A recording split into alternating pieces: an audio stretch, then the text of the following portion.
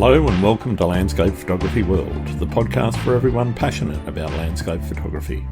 I'm Grant Swinburne and I'll be your host on this show, talking to landscape photographers about their motivations, likes and dislikes. John Knopf's early fascination with the vast outdoors ignited his journey into landscape photography, a realm where he challenges norms to celebrate nature's unbridled spirit. As an avid hiker and conservationist, his work transcends visual poetry, delivering a potent message to cherish and preserve the environment. Over 15 years, John has garnered international acclaim, including features in National Geographic, Time and prestigious events like the Venice Biennale. 2 exclusive galleries, numerous awards and a pioneering role in NFT photography underscore his impact. Despite his success, John remains humble, pushing artistic boundaries and offering limited edition masterpieces that invite viewers to share his journey of discovering nature's light. We discuss John's transition to using the blockchain for distributing his art, his journey into becoming a successful photographer, along with a lot more. I hope you enjoy the show. G'day, John. Welcome to the Landscape Photography World. How are you going? Good. How you doing? Yeah, pretty good. Thanks for joining me today. It's wonderful to get to talk to you. Been following your work on Twitter and a couple other places around the traps. Why don't you start with who you are and what you do? Yeah, my name's John Knopf. I'm a landscape photographer. I've been shooting for about the last 15 years. My job is pretty much to just go anywhere that is beautiful or that I want to go and shoot and take home pictures and put them on walls. Fantastic. Yeah, I can't complain, man. It's been a fun ride. Where did it all start for you? Why photography, and in particular, why landscape photography? So I'm going to be completely honest. I'm not very good at art. I've never been good at drawing. I'm not good with painting. And I honestly didn't have a lot of passion towards that. But when I picked up a camera for the first time, I was like 5 years old. And I remember just really falling in love with the ability to create art without actually having to use a pen or anything else. And so as I got older, it was never like a passion, like I'm going to be a photographer one day. But I worked every single job literally from pool cleaning, beekeeping, selling cars, everything. And when I ended up at 25 at a car lot selling cars, I got put in the position to take photos of the cars for the website. And that set me on my journey for the love of photography. As funny as that is, I found joy in shooting cars. And then I took the camera on a trip. I was in the Central Coast up to Big Sur and fell in love with the idea of camping and taking pictures of landscapes and outdoors. And I was already a really big avid landscape, like backpacker. I was camping, all this stuff. So I figured what could be better than maybe taking photos of everything I love to do. I love to travel. How can I make all this work together? And that's what happened. Cool. That's awesome. Yeah. So what is it now that sort of keeps you motivated, particularly with landscape stuff? Is it that desire to get out in nature, or is it the desire to capture something that's a unique image? I don't know if it's either of those. I like traveling. I love traveling to the most remote places. My dream is to go to Tristan da Cunha, which is like one of their most remote islands on the planet. Yep. I like to set up voyages for myself and just go off on my own. I love taking road trips. So all these things, photography came second. Okay. It almost became a therapy for me. I found photography. I found like looking through a lens and focusing on the landscape was very calming. It was relaxing. Waiting for a sunset. All these things incorporated made me really fall in love with the beauty of the planet and what it really has to offer. And so I think for me, what keeps me motivated, honestly, is just the next place, the next destination. I'll see a place on Google Maps.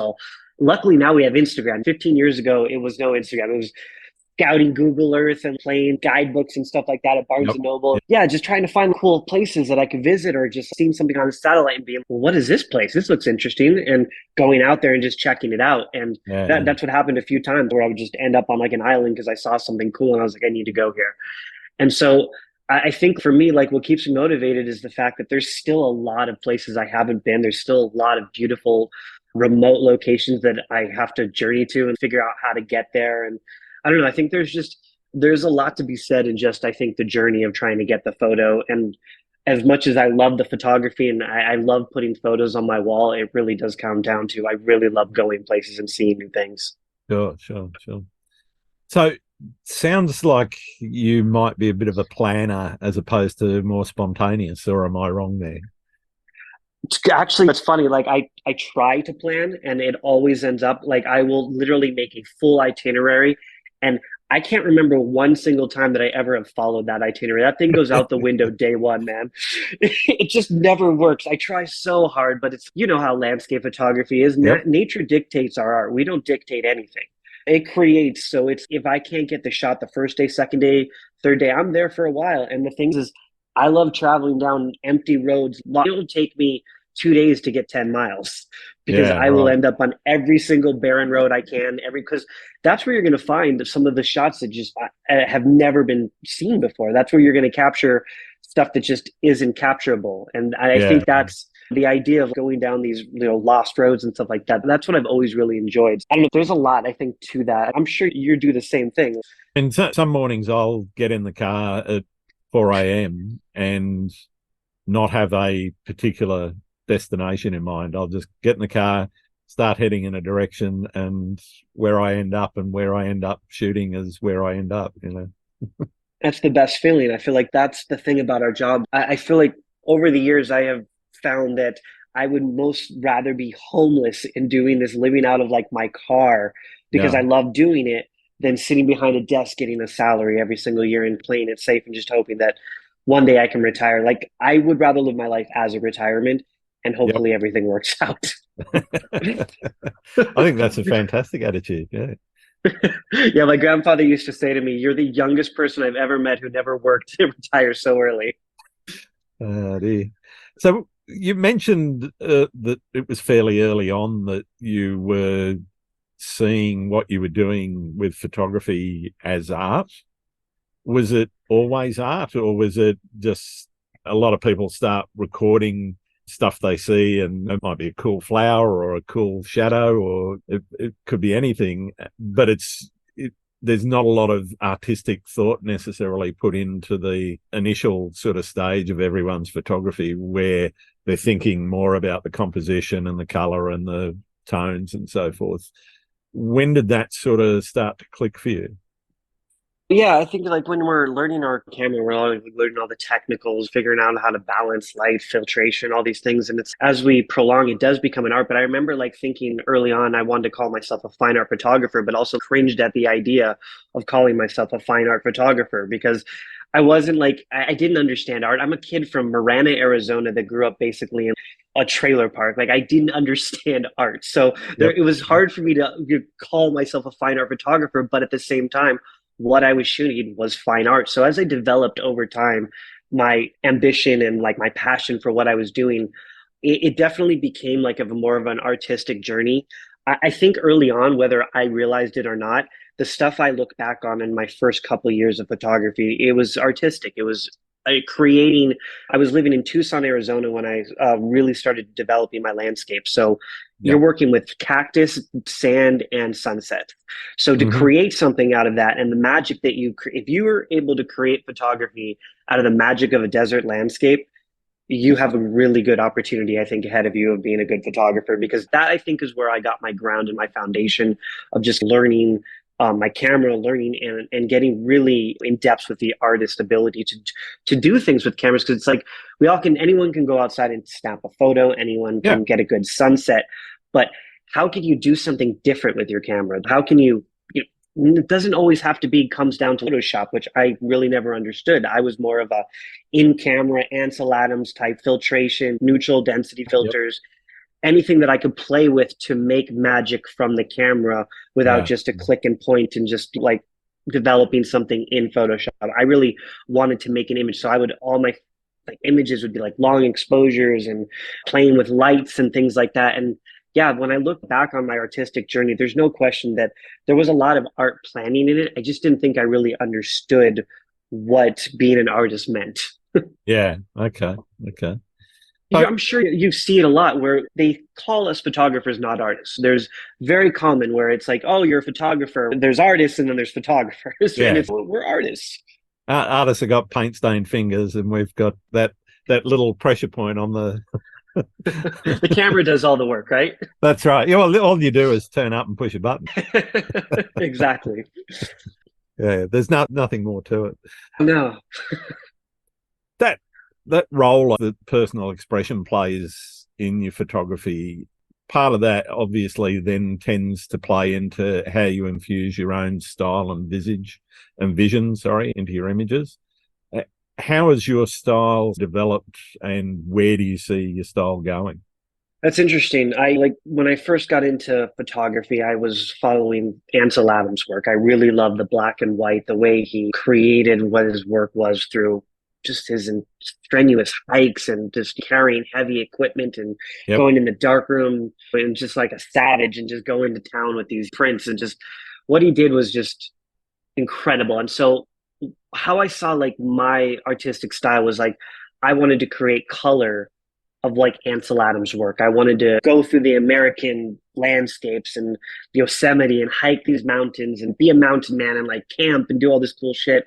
Yep. And I wanted to recreate it in color and do these things. So like now as I like go through my styles and just like how I developed and my style is very hyper realistic. It's overly saturated images.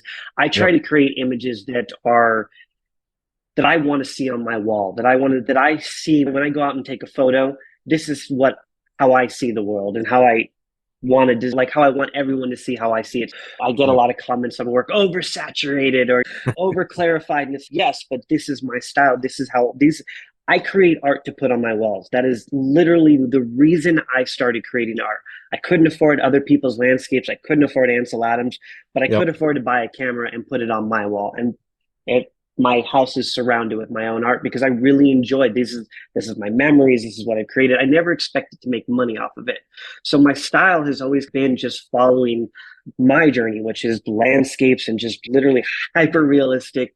And as I've gone on, I really have tried to explore like more black and white and the old school Ansel Adams ways. And I'm getting into a lot of the old methods of shooting because as much as I love what Photoshop and AI can do, which I think it's incredible. I've messed with the AI stuff. I love it. But I really love what you can do in camera that I think will stand out, I think, for a long time because it's like a Mason, like an old school kind of way to just do photography. And I Yeah. think that there's Yeah. still something to it that's a lot of fun for me. Totally. Totally.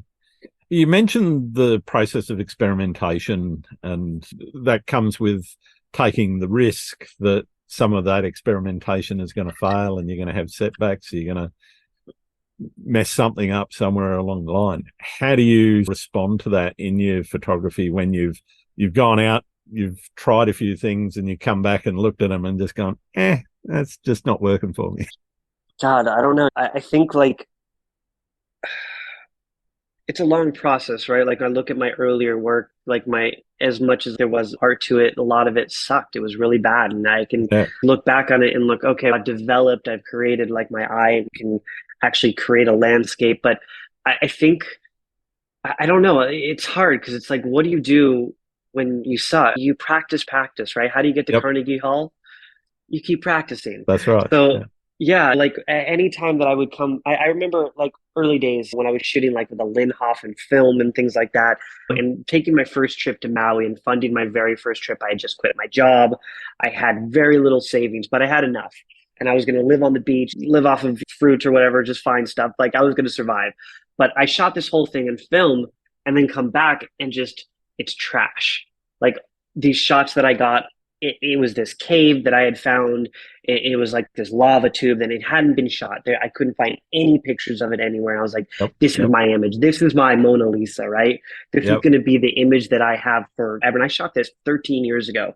And so I remember going back and going, all right, obviously film is not going to be the answer for me because I have spent a fortune on film and all this. So I got a digital camera, went back, bought lighting, all this stuff so I could light up the inside of the cave and do this image right. Like when you go back to the drawing board and you look at what you've done wrong, you have to go, am I really willing to fund this next operation to go back out there and do this again? Yeah. And I think Yeah. that's the fortitude, right? That's the perseverance that I think gets us our shot that makes it so worthwhile. And I have that image up on Foundation, I think, for 650 ETH that I just Right. put it up for a couple of days ago, right?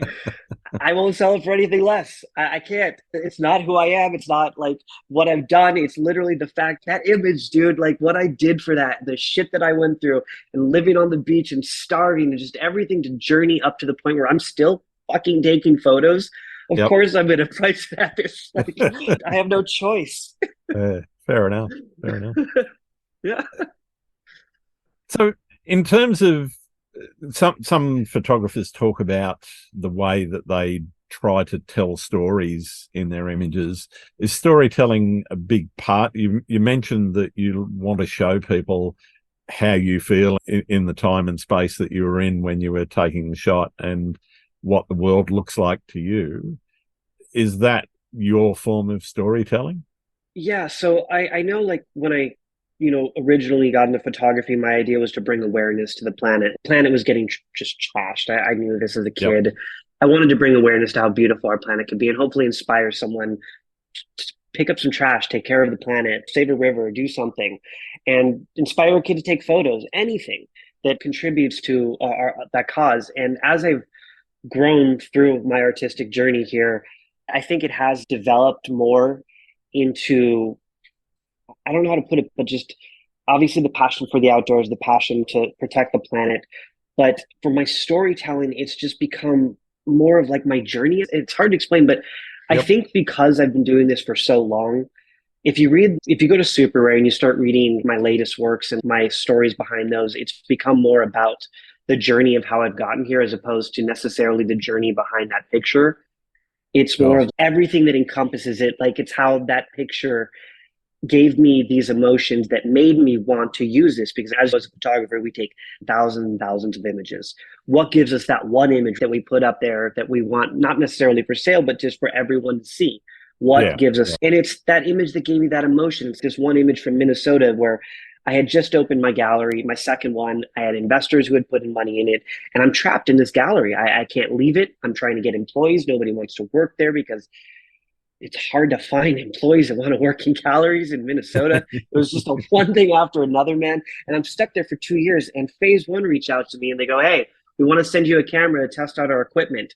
And I'm stuck in this gallery. I am like trying to sneak out at 5 p.m. to closing the gallery early just to get these photos. And it's like that photo that I got is during that time of trying to sneak out of this gallery. And it's the story behind the photo is it's a pier with a sunset. It's hard to tell a story. To Yeah. me, it's beautiful. That's what made it the story. But now with everything behind it and what came to it, it's not just a pier with a beautiful pink sunset with wave. It's on a flat lake. It's not just that. It's everything that got me to that point that made me take that photo. That's the story behind it. It's not just like when I remember looking at my early work and people would be like, "What's the story behind it?" I'd be on a stage talking about it. It's a pier. It was cold out and the ocean had waves. I don't know, man. It looks beautiful. And so I took the photo. I couldn't tell you what, does it have to have a story? But as I've developed and gotten older, it's no, it wasn't just a pier. The shit that I went through to get that photo and the idea behind it. No, dude, you went out in January in the middle of winter when it was 40 degrees out, when it was freezing. So no surfers would be in the shot. So no other landscape photographers would be in your way. On top of that, like all the things and the journey to get to that photo, it's not just the image. So yeah, the storytelling for me has developed over the years Yeah. as my journey of a photographer. And I'm sure, how long have you been shooting? Oh, if you include when I got my first Instamatic when I was 10, probably about 40 odd years, 48 years. Yeah, exactly. I'd love to know what's storytelling to you as a photographer. Again, it is very much about that whole journey for me as well. Sometimes, as I said earlier, I'll jump in the car and it'll just be, I'm just going out to take a photo. And, Right. but then when you think about it, now I'm doing this sort of full time and it's not really an option not to, as far as I'm concerned. I won't go out every day, but every opportunity that I think, okay, conditions look like they're going to be good, I'm going to get out there and try and take myself a nice shot. And even when conditions aren't good, if I'm in an interesting spot, I'll still give it a go. How do you find a balance? Oh, yeah. Because that pressure of getting that sunset every single day, how do you find your balance? Yeah, I've stopped worrying about it. And I think a big part of it is that ability to just let go and say, okay, I know that I've missed a hell of a lot of beautiful sunrises or beautiful sunsets, but that doesn't matter. There's always going to be another one. And it's really just take the opportunities that you got. And whether it's other pulls on your time, like family or anything like that, it's really about prioritization. What comes first for you? And for me, that's really what it's all about. I love that. Yeah, I remember early on as a photographer, the feeling that pressure of having to take that photo, like not eating, sitting out there for sunsets, pressuring yourself and almost feeling like depressed and feeling like shit because you didn't go out that day.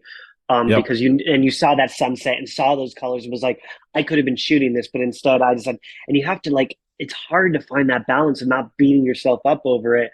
And it's, you Really. almost develop like a love-hate relationship with your camera because of it. Definitely. Definitely.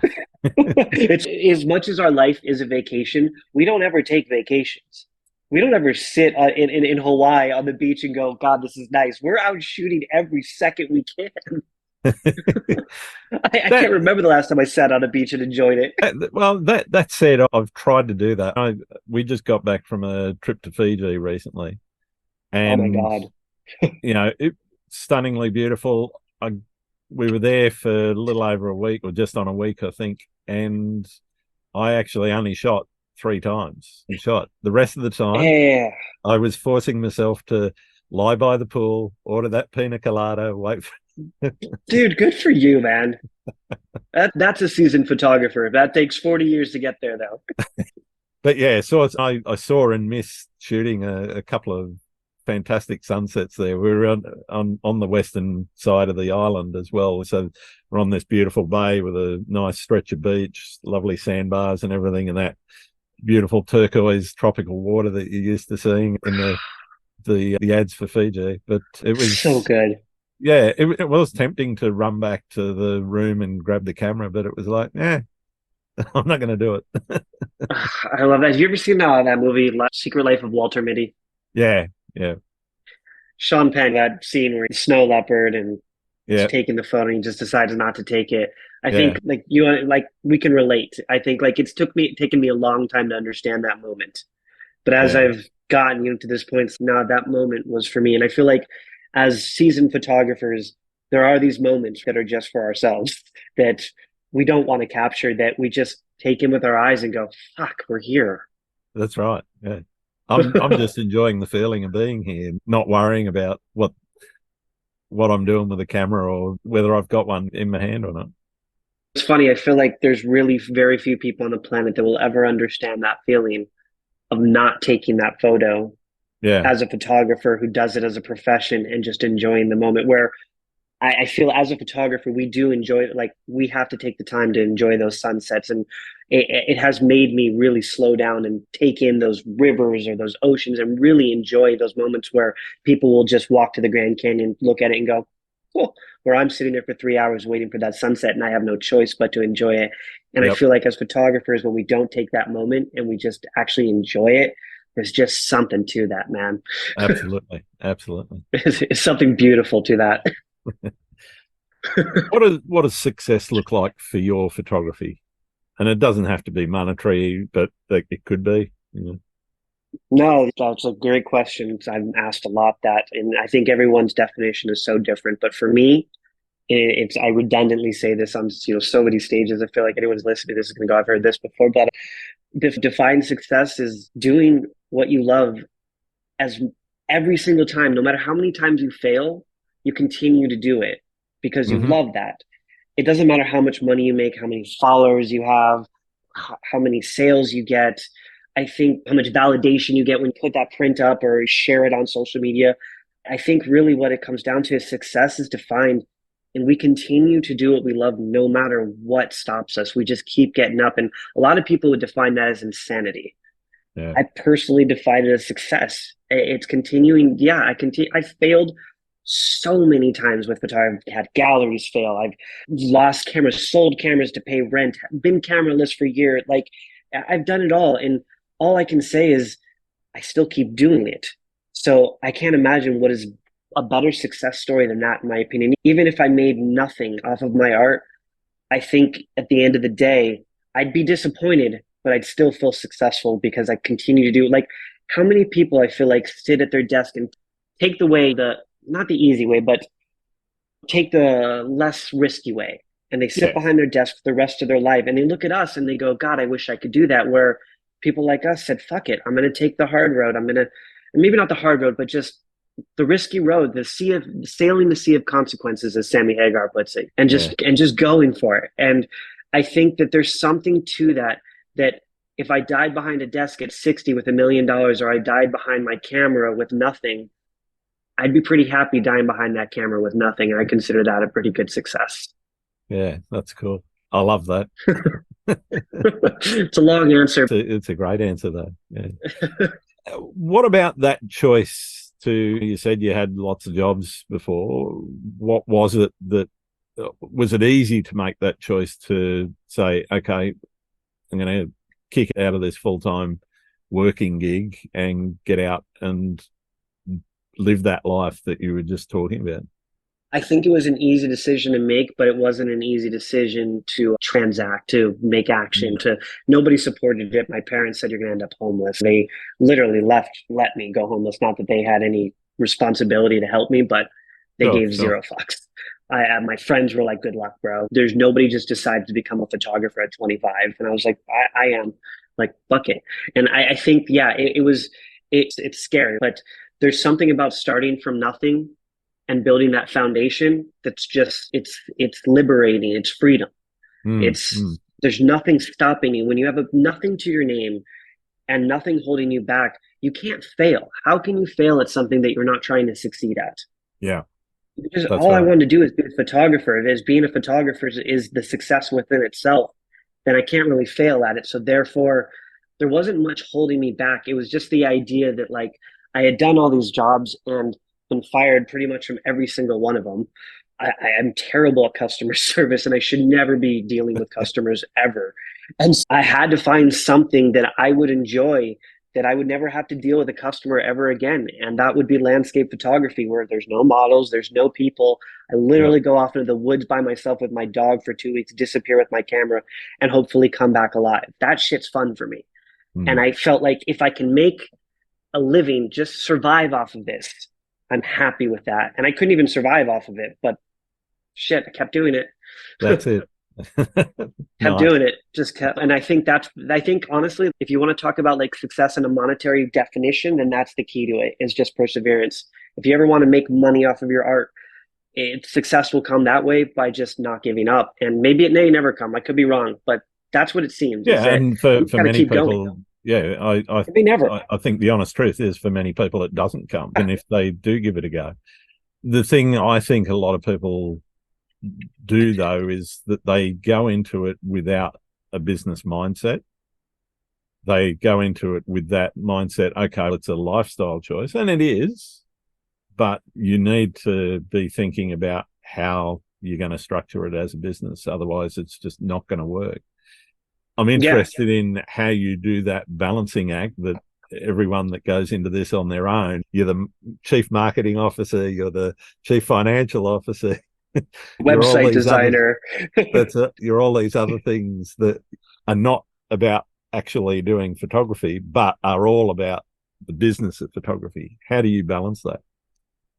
I think because I love the art of business, and I'm not very good at it. That's what's the best part, I think, of all of it, is that I realized that. And because I realized that, I don't push myself to sell art. I realized probably maybe 5 years ago, I'm not good at selling my art, and I'm not good at marketing myself. And that's okay. There's nothing wrong with that. So I have to figure out a different angle.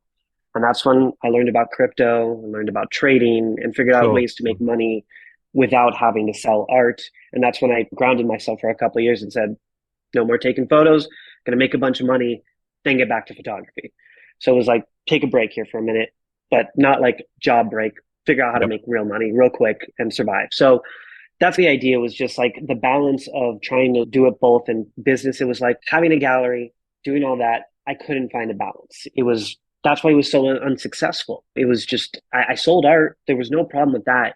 It was just, I don't want to manage a business. I don't want to be an accountant. I don't want to deal with numbers. And I don't want to have to hire people to deal with numbers or have to trust someone because I've read all that. I've seen it all. And I don't Yeah. want to trust anyone else who's to handle my situation. I trust myself. I feel like I know what I'm doing. So that being said, it has been like a long battle of balance over the years. But over the last couple of years since I discovered crypto and the idea of self-sovereignty and NFTs and how we could digitalize and monetize and create like a democratization for our art, I felt like this was definitely the way I could find balance. But I'm not gonna lie, over the last decade, there hasn't been much balance. It's been all over the place. I've been trying to figure out how to do what I love, survive. I've got a daughter, I've got a wife, I've got bills. Things started happening. Yep. Life started fucking happening. Couldn't just live out of my car with my It has dog. a way of doing that. It really does. So it was like I had to figure things out, but not the conservative, traditional way of let's go get a job and figure out. And there, that crossed my mind, dude. I thought about going back and working at the melting pot at a restaurant, or going back and like maybe going to college and trying to maybe do something else. And it's funny how full circle in the universe works. While I was trading crypto, I discovered NFTs. And then I discovered that no one was really minting photography on the blockchain, especially landscape photography. And I was like, and everyone was saying it wasn't possible. So I was like, this is another opportunity, I feel like, to change things up.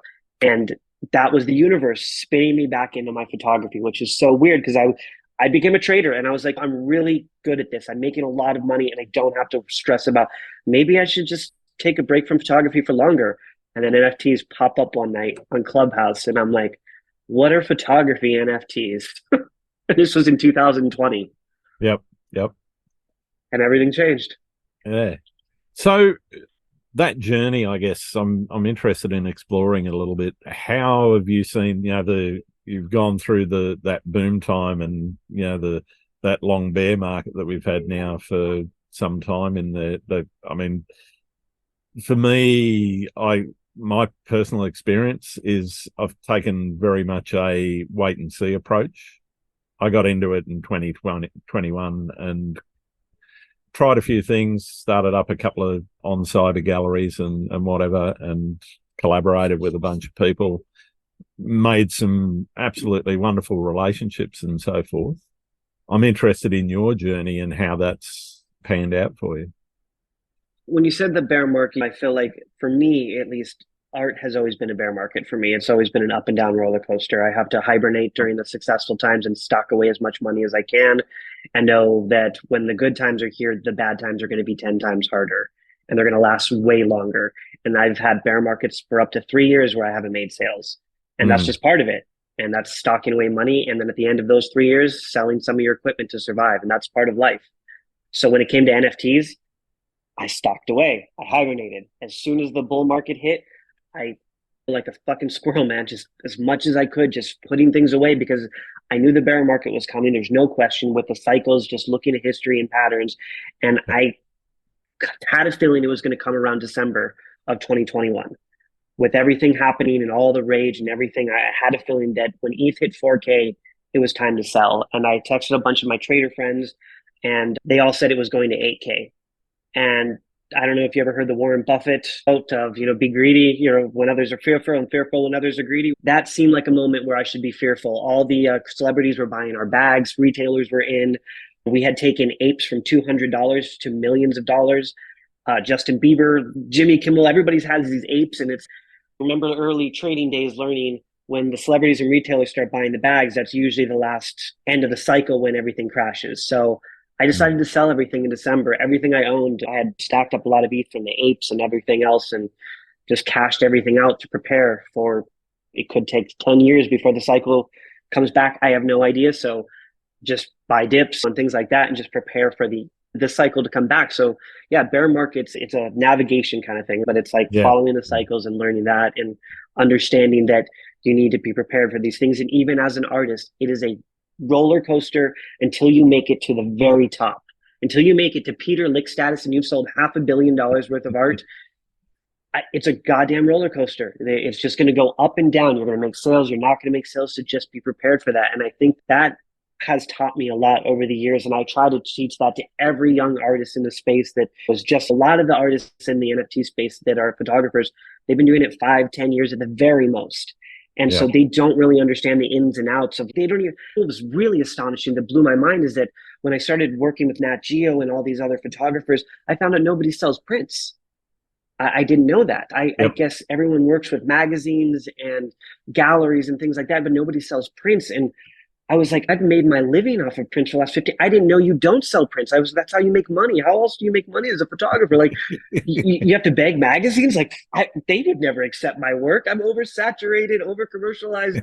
So it was like, I didn't know that nobody sold prints. So I knew that I had a unique, I don't know the word, it's not expertise, but I had a unique experience from Sure. selling prints over the years. Yeah. So I knew the up and downs of the market. So when it came to NFTs and everyone digitalizing their work and selling digital prints, I'm like, guys, I've been doing this for a long time, and I can tell you honestly like how this will work and how it will play out, and we can do this. We can Yeah. make money, but we have to strategically do it correctly. We can't just pretend it's going to last the next decade and we're Yeah, just going to be a bull the run, boom never lasts. right? The No gravity. bubble always pops. Yep, no gravity. The NFTs will never have a bear market. I used to hear this shit all the time, and I'm like, guys, everything. Like, I hope we're all right that it never crashes, but let's be realistic and just cash out some. Yeah, the realism I see at the moment, and this is a bit of personal research, and it's all public information that's out there. But the way governments, not just the US, but other governments around the world, have gone up against crypto, mainly focusing on Bitcoin. I'll say that up front.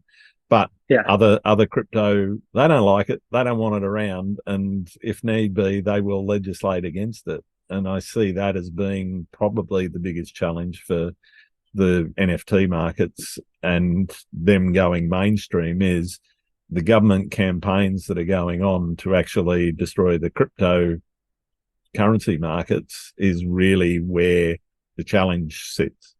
Where do you yeah. see that sort of thing Well, playing out? yeah, like I think a lot of people thought that there was just no question mass adoption was going to occur, but it's not just going to occur. We have to actually strategically plan this out. And I feel like because of all the scams that have happened, SBF, Loon, all Yeah, the all the failed projects. just everything. Yeah, the projects, and 99% of the projects in the NFT space just obviously just raising a bunch of money and having zero fucking clue of what to do with it. All these things happening made us look like a joke. And because of that, it might have set us back. I don't really know. I think that a lot of people look at crypto as, and they don't really understand that it's all about self-sovereignty. And we all look at it and we go, we want to be self-sovereign. What we don't realize is that the other 99% of the world doesn't give a shit about being self-sovereign. They don't care. They want to take their paychecks home. They want to pay to social security. They Exactly. want to pay their taxes, have zero clue where it goes to, as I was one of them, had zero clue where my paycheck would go to. And I take it home and I give it to the bank, and I'm happy going home and smoking my weed and just being another person. Yep. We don't understand the real implications of what that does to society. And I think that until the world really wants to be self-sovereign, I don't know if mass adoption will occur. I could be wrong, but I think with all the legislation and action and everything, and just you talk to the average person and they go, NFTs still exist, or they go crypto, does that work out for you? Because The key they see the thing for media. me is the organizations like Canon and even Meta investing millions of dollars in platforms which have never materialized, and Canon tells never me something materialized. that they're sitting there going, yeah, we're gonna struggle to make money out of it, and if they're going to struggle to make money out of it, then everyone else is. And how many companies are willing to put the risk on the line to violate security laws just to take that next step towards Web3? With the internet was different. Yeah, Like jumping on e-commerce and making a website is a lot different than violating multiple national security laws. exactly. So I do think, don't get me wrong, 100% bullish on crypto, continue to stack a lot of different tokens, still believe in the ultimate inevitability, which crypto I think will obviously be, I think, our currency. But I think it's going to take a while because this may have set us back a little bit further than we expected. Mm, mm. Or may excelled it. I don't know. Maybe it excelled it. Maybe it made everybody aware of crypto, and now in the next bull run, they're going to want to get in on it. Maybe, maybe. I don't have a crystal I don't ball. know. I wish I did. I wish I did because you and I'd be billionaires, buddy. Absolutely. Have you got a favorite spot that you like to shoot that just keeps calling you back? And Maui. why is it calling you back? Maui, Hawaii is like my just as much as like I have shot so many photos of this island. I just want to keep going back because it's just incredible. It's just you don't have to worry about natural predators. There's no tigers. There's no real, venomous spiders out there. There's no scorpions. It's the most chill vibes of shooting ever. There's no Yep. real big risks. It's just enjoying taking photos, going out there, and it's just so incredibly lush and beautiful. And yeah, it's a 6 hour ride from Vegas. So there's nothing like Maui to me. I've been to a lot of beautiful islands, but something about Maui I would move there in a heartbeat. I can't blame you. It is a beautiful place. Yeah. It really is, man. That's just the vibes of Maui, man. You get off that airplane and it just takes over. Absolutely. Absolutely. Uh, I One of the things I really love though is, and it's not just Maui, a lot of places like Fiji, you work on Fiji time, island time is no worry, yep. no hurry. Oh, totally. There's nobody honks their horns and Nah, that's everyone's it. just chill. I've never been to Fiji, but I definitely want to make my way there. Yeah, you'd love it. Yeah, I was in Dubai a couple months ago, and I was gonna make my way over to the islands near there. I forgot the name of them. It's like slipping my mind right now. So I don't remember, but yeah, there's islands about an hour away from there. It's just like Sure. there's just like the Philippines. Like, there's just so many beautiful islands around the world that I really need to get to. Yeah, yeah. What is Fiji's your one of most them. what is your most memorable experience while out shooting? My most memorable experience when out shooting. God, the most memorable experience. I would say like getting shot at in Grenada was pretty wild, That by sounds pretty cocaine wild. Yeah. pirates. Yeah, that was pretty fun. I would say there's been some interesting, memorable experience, but I would say honestly, what has brought me the most joy and like the best memories is just taking my family out, like taking my daughter, taking my Yep. wife out, and enjoying that with them. I feel like that has become like the most memorable and joyful moments for me because I've been doing this for a long time. They came into my life maybe 9 years ago, and because of I don't know, I feel like because of my journey with photography, it's really joyful to just be able to take them with me now and do these journeys together. There's something really memorable. As like corny as that sounds, that's where I'm No, at 40 years old now. that's totally understandable. Totally understandable, John. Yeah, it's something about getting older and sharing it like with other people that you really love. There's just something about this that yeah, it just brings me a lot of joy now. So now I want to hear about the horror story, getting shot at. How did that come about? Come on. Grenada is a wild place, dude. Grenada is an interesting island. So I went to Trinidad and Grenada when I was 26, 27. When I really started my photography, I was like, I got to get the world. I got to get the portfolio. I got to travel everywhere. So why was Grenada? I had a friend who had a wife living there who was doing veterinary school out there. And he said, you Yep. got to check out Grenada. And I was like, I've always wanted to check out Trinidad. And I figured this would be a great time to go out there because he was living out there. I could stay at his crib. I go to Grenada and I rent a car. This is so stupid. I'm like 26, 27 years old renting cars in Grenada. This is now looking back on how dangerous this was Mm. and just how dumb it was. And so we rent a car and I find this place on Google Maps, this pier that I'm like, I need to go out here and shoot this pier. And he's like, bro, we're not going out there. It's totally unsafe. We have to go through these really dangerous areas. And Grenada isn't just like a tourist vibe, bro. It's really sketchy when you go up north. Yep. And I was like, yeah, but there's this pier and I need to go take this photo. You want to come with me? He's like, okay, let's do it. And so we go in my car, we go up there, and dude, I'm going through these neighborhoods and it's so sketchy. I should not be a white kid in these neighborhoods. I am literally one of the only white people and this white person on this island. Like when it comes to these neighborhoods, they literally named me like white boy. Like they knew who I was. Yep. After about a week, everyone knew who I was. Like that's how crazy like it was in these areas. But for some reason, they didn't fuck with me. I got I don't know why. They were so nice to me. And normally they said, we're not chill with tourists, but you want to chill? Like you, and so they were so nice to us. Lady invited us in to have soup at her house. We could took, pictures of her backyard. Everyone was chill. But we get up north and it just gets sketchier and sketchier. And we get on this beach and there's nobody there. And I'm like, cool. And I park our car and this dude with machete comes up to us and he's telling us we need to give him money. And he's like trying to, and I couldn't understand his accent. They have really thick accents. So they do Yep. speak, a lot of them speak English, but it's just such a thick accent that I couldn't do it, man. And he's going, and I think he was saying they touch your car. He's like, touch it. They touch your car. And he's just pay me. And so we gave him some money. We're just like, and my friend's like, just fucking pay him, dude. So I gave him some money and was like, bro. And so he stood by the car with his machete.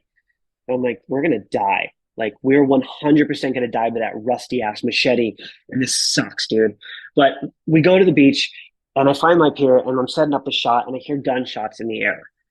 And I'm like, what's next? Like, I'm setting up I had my leaf filters set up already. So I already got I can't just clean all this up. Like, it's all set up. So I hear gunshots and I'm like, what's going on? And we see out in the distance these ships, like these boats, like the rubber, like you see in the fucking movies, man. Yep. The rubber boats, like the pirates are like Somalian pirates are on. And find out later on that this is a beach with cocaine buried, that pirates bury cocaine on this beach and move it. God. And we had no clue because we're 90 miles north of Venezuela, dude. We're right near Colombia. We had no fucking clue that this is where they're burying coke. So we run off into the jungle. We're hiding for hours, mosquitoes, the whole world. It's just sucks, man. We're out there for 5-6 hours. I don't even know how long. It could have been 12. Like, we lost track, man. It got dark. Figured they were gone. Went back, got my stuff, got the camera, did not get the shot. Wow. And we went back to my car. And that was definitely like one of the most memorable experiences ever. Fantastic. Yeah, it sucked, dude. I'm glad you survived. Yeah, it was wild, man. Grenada is such a beautiful country, and it's just so incredible if you stay in the touristy area. But if you try to go off on your own without a tour guide and just think you're just like hot shit and nobody's gonna mess with you, bro, you got another thing coming. I cannot believe I look back on this. I traveled around Trinidad by myself, and I'm just thinking, how did I not get kidnapped with this giant camera and my 90-pound white? Jesus Christ, I was lucky. I was just so lucky back then. I look now and I just went to Maui 6 months ago and I looked at this hike that I did where I had to go rappel down this chain to get this waterfall and do all this. And I was like, I'm not doing that. You're not getting me down there. I'm not reshooting that. I'll take my drone into there, but I'm not redoing that. I looked at it, I was like, I did that? I don't even remember this. That's how stupid I was back then. I didn't even think it was a hard hike. I'm rappelling down this rusty chain, clueless to what you think back on the hikes you did. And that's what I think back on the work I did early on. And I'm sure you do too. And it's so much more valuable to me because some of these things aren't there anymore. No way I'm doing these hikes anymore. Yep. It's just like we thought we were invincible. We thought we were bulletproof as teenagers. Yeah. We do anything for the shot. It's funny how things change. What's photography taught you about the world? How just incredibly beautiful it is. I never really realized. I grew up in a lot of chaos with my parents and just family and life. And I never really understood how beautiful the planet really was. I was a really shitty kid and a really terrible teenager. And I should have pretty much ended up in prison. But somehow, by some miracle, I decided to move and change my life. And because of that, I discovered photography, and it's made me just realize just everything has changed because of that. And photography has made me a better person. Yeah. As weird as that sounds. Fantastic. I'm interested in a bit about the process now. Are you one to race home after a shoot, load up the photos and get into your edit, or are you one that lets them marinate for a while before you start playing with them? Dude, I don't know if I'm getting old or what, but I remember I would literally throw them on my laptop as soon as I shot them. As soon as I would jump into I don't even think I could make it. I wouldn't eat. I wouldn't do anything. I would get to the hotel and just start going through everything. I'd get to my campsite or whatever, just immediately. Now I can wait a day. Okay. I can usually wait a day or two. Yeah, I can actually wait. I don't know if it's just, I don't need to rush to unload that camera to look at it. Like I shot some pictures yesterday. I haven't unloaded it yet. I'm pretty proud of myself. Nice. I was like, yeah, chilled out a little bit where it's not, I'm enjoying the process of just letting it marinate. And I think that, I don't know, what about you? I'm the same now. If I'm excited about a shot, I will load it up, take a look. But I sometimes I will edit if I've got time. It comes down to what else is going on. Can I spend the time on it? And Yeah, I get it. other times it'll be 2 days. I did a flight over the Barrier Reef yesterday, and I have loaded them mainly for backup purposes only so that I don't lose anything. So I've loaded them onto the laptop. I've loaded them onto a spare hard drive as well that I've got with me, that a portable drive to back them up. But I haven't looked at any of them. So I don't know if any of them are even worth editing yet. But I'll take a look at them maybe tonight, maybe tomorrow. We'll see how we I, go. I think that comes with age. I just feel like that comes with years of shooting. Yeah, you just relax into it and you go, okay, well, Uh-huh. I don't have to do this right now. Exactly. Yeah, I'm interested to see where I will be in like 40 years of shooting. Yeah. What does That's editing look? interesting. What does editing look like for you? You mentioned the saturation and so forth. Are you doing lots of layers? Talk me through a little bit Um, about it without giving away all your secrets, of course. no, I'll give it all away. I could care less. I will give my settings away. Yeah, I used to not really edit anything. I would throw it in Lightroom, lower the highlights, pump up the shadows a little bit, do a little vignetting, pump up the saturation. Nothing really crazy because everything I did was in the camera. I used neutral density filters, Yep. balanced out the light, got it all correctly. So it's like really all I need to do is pump up the colors and it's already done. Sure. Um, as I've developed in the NFT space, I didn't realize there was a lot of other landscape photographers out there because I wasn't on Instagram. I did never became a part of that community, so I didn't know that there was a lot of people doing it. My picture when I was working with landscape photographers early in my career, it was older dudes with canes and telling me that digital was the dark side and wooden tripods. Yeah. It was just this was the old school method, so I didn't know there was young photographers out there. So when I found the NFT space and found out how good these guys were, I had to up my game a little bit and learn a little bit about editing. And I saw some work out there that I was just like, I want to do that. I want Yeah. to develop these guys are good. So you'll see some of my work that I've minted like for Time and stuff like that. That was like my first time with Time magazine. My first edit was that picture I did with this peer that I had released first that was like no edits, just, and then I was like, let me go back and try a style and try to learn to edit and like really dive into this. And I spent hours editing this thing. And I came out with it and I was like, this is way better than the original. I love editing now. So yeah, over the last, again, sometimes the shot's perfect. Nightscapes, things like that, can Yep. almost pretty much guarantee it's going to be perfect. But I have been working on my editing a lot more to try and just make my images softer and just more, yeah, just more artistic and so I can enjoy them more. Cool. What Yeah. about creative blocks and those moments where you're not feeling it? How do you stay inspired and engaged? Yeah, it's funny. I ran into those a few times, and it's a photographer friend of mine named Ravi. He told me, put yourself out of your comfort zone and out of your element, and you'll always discover new things. And as much as I've always known that, it took hearing that, I think, to finally get over this block. But yeah, the reason I just, over the NFT space, I bought my dream camera. I bought a phase one, 150 megapixel beast, and it sat in the case for 6, 8 months before I even shot the thing because I had this creative block where I was just, I had imposter syndrome. I had all these things going, and it was Mm. just a lot in my head, and I just couldn't. I didn't even know if I could shoot anymore. I had sold my camera to open my second gallery, and then bought another camera, and then sold it again to get into crypto. So I was like, I don't even know if I can do this, and so it took me getting out of my comfort zone to just like pushing myself a little bit beyond my limits. And once I got back there and back into creating, now I can be comfortable again and just enjoy it. Yeah. But yeah, creative blocks, I feel like it is like pushing yourself into something that you don't necessarily, and I'm not saying mentally blow yourself up and put yourself in a panic attack, but I Yep. am Yep. saying if you don't like the ocean, maybe try swimming in it. Yeah. Fair enough. Yeah. I think that's actually quite a good way of looking at it. Yeah. I don't want you to freak the fuck out on an airplane halfway to another country and go, oh shit, what did I do to myself? But maybe try something you're afraid of. And I think Absolutely. that helps a lot. What do you see as the biggest challenge facing photography right now? It's interesting. I think it's always been the same thing, that it is not necessarily undervalued, but it's not easily monetized.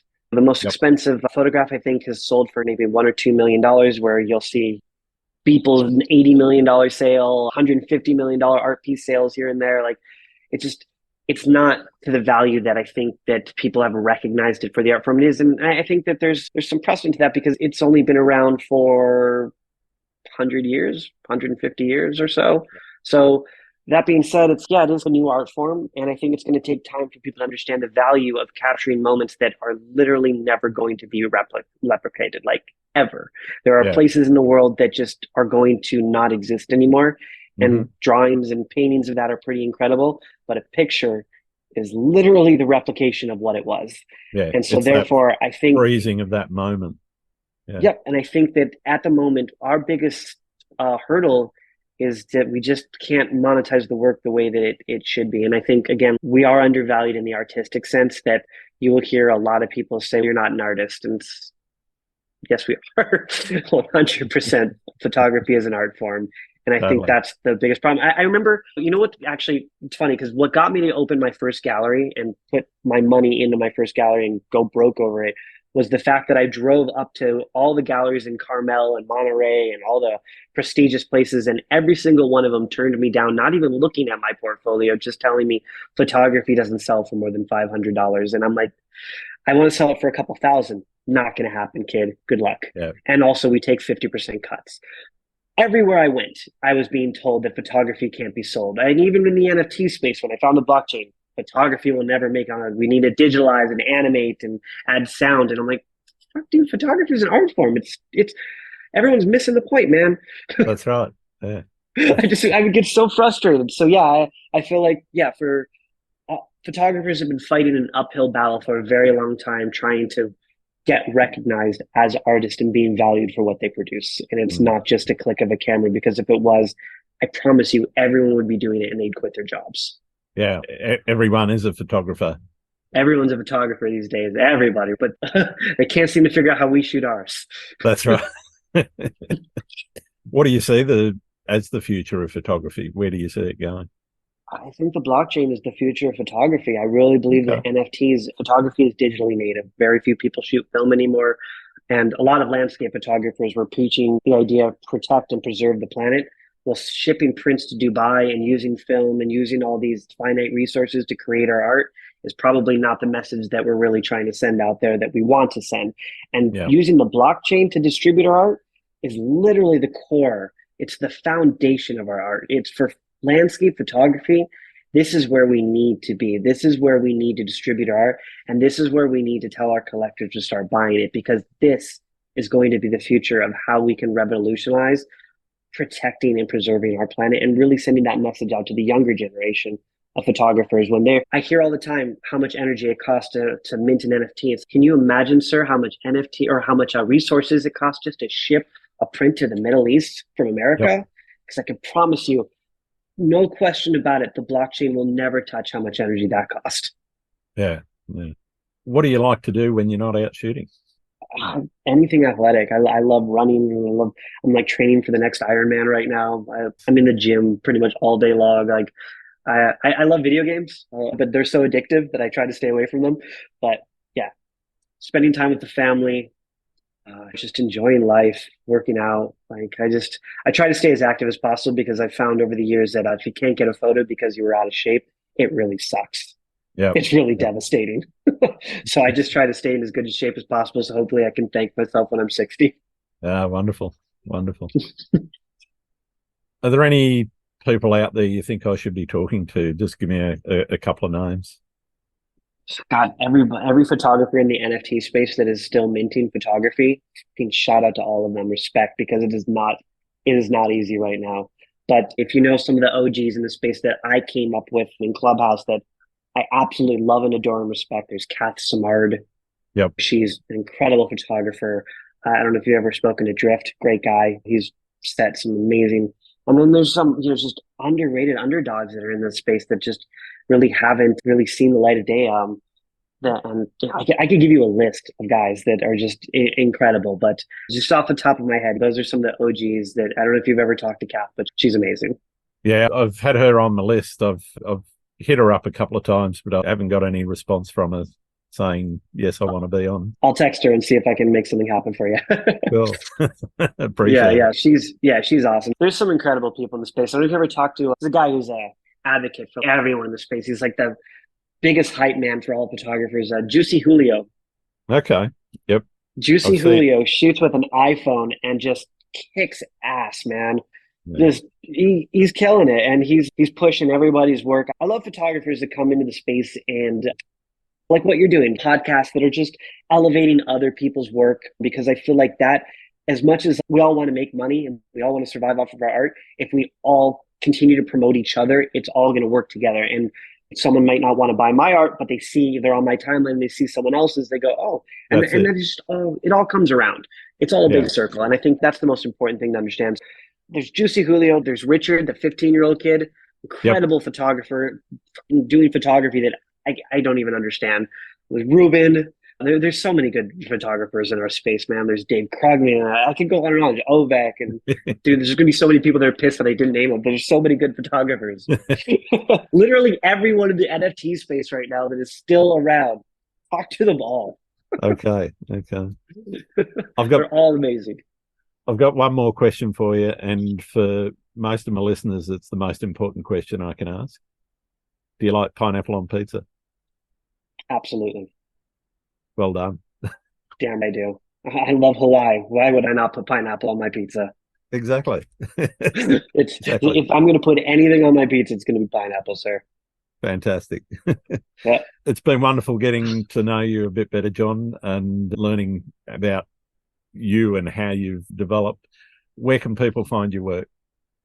You can find it. I post on Twitter regularly, but you can always find my work on my website. You can buy prints off my website, jknopf.com, just jknopf.com. Mm-hmm. All my prints are available on there. And if you want to look at any of my NFT stuff, you can just look on my link tree on my Twitter.